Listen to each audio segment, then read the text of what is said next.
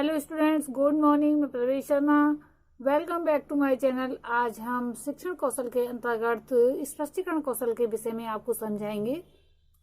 शिक्षण कौशल क्या है, पहले एक नज़र इस पर डाल लेते हैं। शिक्षण कौशल वे विशिष्ट अनुदेशात्मक क्रियाएं व प्रक्रियाएं हैं जिन्हें शिक्षक कक्ष में अपने शिक्षण को प्रभावशाली बनाने के लिए उपयोग करता है। ये शिक्षण की विभिन्न अवस्थाओं से संबंधित होती हैं तथा ये शिक्षक के निरंतर प्रयोग में आती रहती हैं। और आप भी शिक्षक बनने की ही तैयारी कर रहे हैं, इसलिए आपको शिक्षण कौशल के विषय में जानकारी रखना बहुत ही आवश्यक हो जाता है।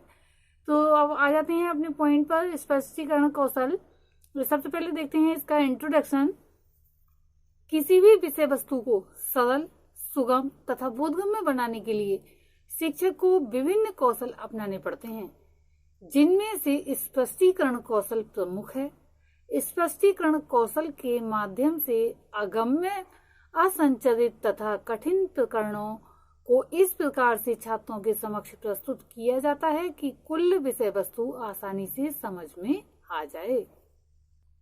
कहने का तात्पर्य यह है कि विषय वस्तु को इतना सरल और आसान बना दिया जाता है कि छात्र आसानी से समझ लेते हैं, उन्हें समझना कठिन नहीं होता है और उसकी व्याख्या भी कर सकते हैं। व्याख्या तभी कर सकते हैं छात्र जब विषय वस्तु पर पूरी तरह से कमांड हो जाती है। जैसा कि डॉक्टर कुलश्रेष्ठ 1993 में कहा था कि ये कहा जा सकता है कि शिक्षण कौशल शिक्षक के हाथ में वह शस्त्र है जिसका प्रयोग करके शिक्षक अपने कक्षा शिक्षण को प्रभावशाली तथा सक्रिय बनाता है तथा कक्षा की अंत प्रक्रिया में सुधार लाने का प्रयास करता है। इसीलिए स्पष्टीकरण कौशल है, इसका विशेष महत्व है और इससे जो है टॉपिक आसानी से छात्र जो है समझ जाते हैं। और शिक्षण कार्य में अनेक प्रकार के सिद्धांत, प्रत्यय तथा नियमों आदि को भी समझाना पड़ता है, जिसके लिए शिक्षक इनकी व्याख्या करता है। क्योंकि छात्र कहने का तात्पर्य एक तरह से कोरिलेट होते हैं और हर कक्षा में एक नया ज्ञान सीखने का उन्हें अवसर प्राप्त होता है। अगर उस ज्ञान का सरल और सुबोध भाषा में स्पष्टीकरण नहीं किया जाएगा तो वह विषय वस्तु को अच्छी तरह से नहीं समझ सकते हैं। इस व्याख्या स्पष्टीकरण के कौशल के अंतर्गत विषय वस्तु पर आधारित परस्पर पूरी तरह से संबंधित जो है क्रमबद्ध तरीके से जो कथन शिक्षक द्वारा कह दिया जाता है। अब हम नेक्स्ट पॉइंट पर आ जाते हैं, मीनिंग ऑफ एक्सप्लेनिंग स्किल। तो इसके विषय में हम कह सकते हैं, explanation is defined as an activity to bring about an understanding about a concept, a principle और ए फेनोमेनन।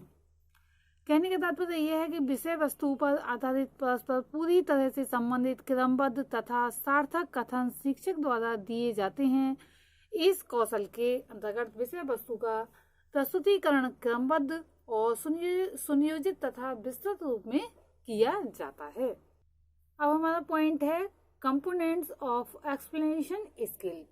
स्पष्टीकरण कौशल के घटक।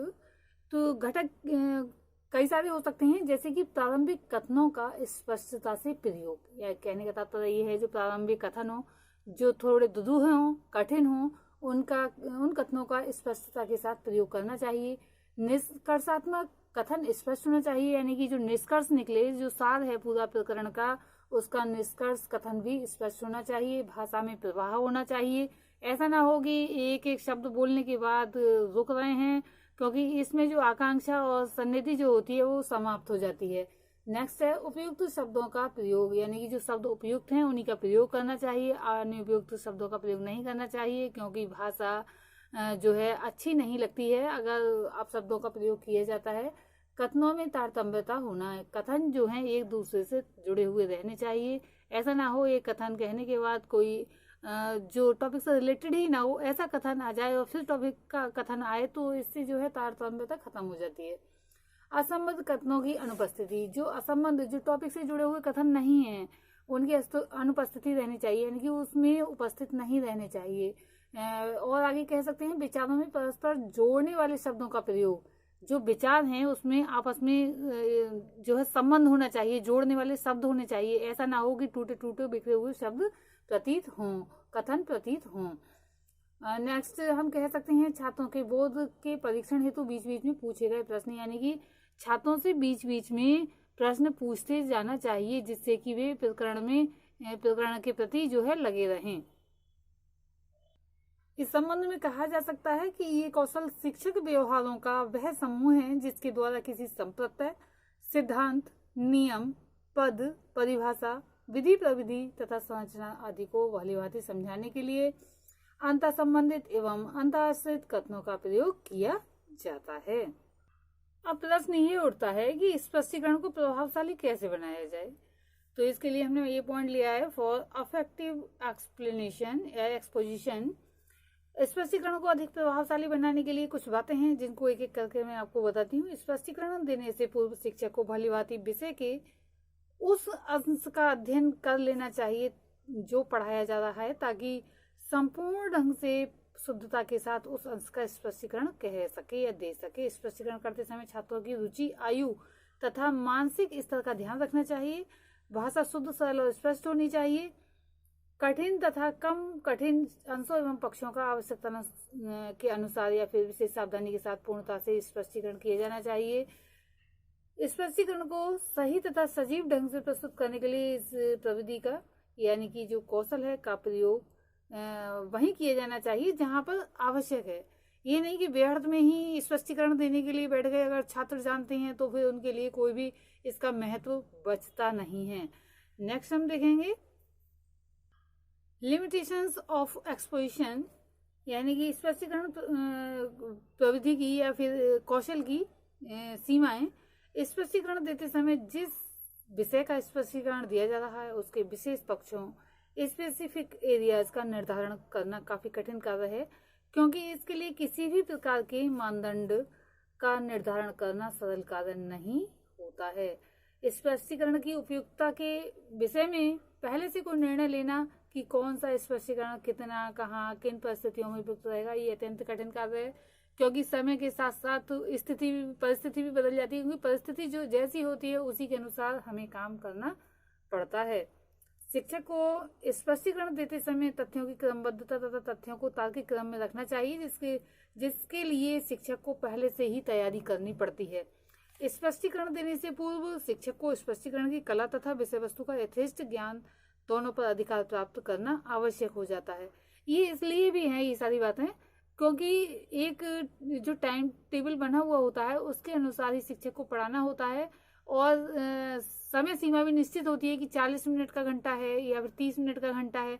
अब उसी में सारा काम करना होता है। अगर शिक्षक पूरा काम उसी समय में नहीं करेगा तो फिर आधा अधूरा रह जाएगा और नेक्स्ट डे पता नहीं कि वो छात्र उपस्थित रहें या नहीं रहें। अगर रहते भी हैं तो भी छोटे बच्चे नहीं जानते हैं और उनकी समझ से परे हो जाता है। नेक्स्ट पॉइंट है प्रिकॉशंस वाइल यूजिंग एक्सपोजिशन। स्पष्टीकरण का प्रयोग करते समय क्या सावधानियां रखनी चाहिए। स्पष्टीकरण को प्रभावशाली बनाने के लिए शब्द, सामग्री, दृष्टांत, उदाहरण तथा वर्णन आदि जो भी है सबकी व्यवस्था कर लेनी चाहिए। स्पष्टीकरण सत्य, स्पष्ट, सुबोध एवं निश्चित होना चाहिए। उसमें सत्यता के लिए कोई भी स्थान नहीं होना चाहिए। स्पष्टीकरण की भाषा सरल, स्पष्ट, छात्रों के स्तरों के अनुकूल, रोचक तथा प्रभाव में होनी चाहिए। अच्छे स्पष्टीकरण वह है जिसे छात्र सरलता से समझ सके, सुगमता से ग्रहण कर सकें और सहज ही उसे बता सकें। शिक्षक के कुछ व्यवहार प्रभावशाली व्याख्या में सहायक होते हैं और कुछ व्यवधान डालते हैं। स्पष्टीकरण या जो भी व्याख्या साथ में चलती ही है तो उसके उद्देश्य स्पष्टीकरण के जो है प्रभावशाली व्यवहारों में वृद्धि करना तथा व्यवधान तथा बाधा डालने वाले व्यवहारों को कम करना होता है। अब हम देखते हैं स्पष्टीकरण कौशल मापन हेतु जो है इसकी निरीक्षण सूची देखते हैं। Proforma of observation schedule come rating scale for the skill of explaining. तो इसमें ये कॉलम्स बने हुए रहते हैं। सबसे पहले टेलीज, व्यवहार घटक, और थर्ड कॉलम यहाँ पर रहता है रेटिंग स्केल। इसमें न्यूनतम और अधिकतम रहते हैं जिसे कि टिक करना होता है, जैसे कि प्रारंभिक कथनों की स्पष्टता से प्रयोग किया गया। निष्कर्षात्मक कथन स्पष्ट थे, भाषा में प्रवाह था, कथनों में उपयुक्त शब्दों का प्रयोग किया गया था, और अन्य हो सकते हैं कथनों में तारतम्य या निरंतरता थी। शिक्षण में असंबद्ध कथनों की अनुपस्थिति थी। विचारों या कथनों को आपस में जोड़ने वाले शब्दों या मुहावरों का प्रयोग किया गया। या छात्रों के बोध यानी कि अंडरस्टैंडिंग के परीक्षण के लिए बीच बीच में प्रश्न पूछे गए। लास्ट में रहता है, एक कॉलम बना दिया जाता है, आलोचना या सुझाव, जो भी इसमें सुझाव देने होते हैं, आलोचना करनी होती है, इसमें नोट कर दिया जाता है और दिनांक तथा हस्ताक्षर कर दिए जाते हैं। आज के लिए इतना ही, धन्यवाद।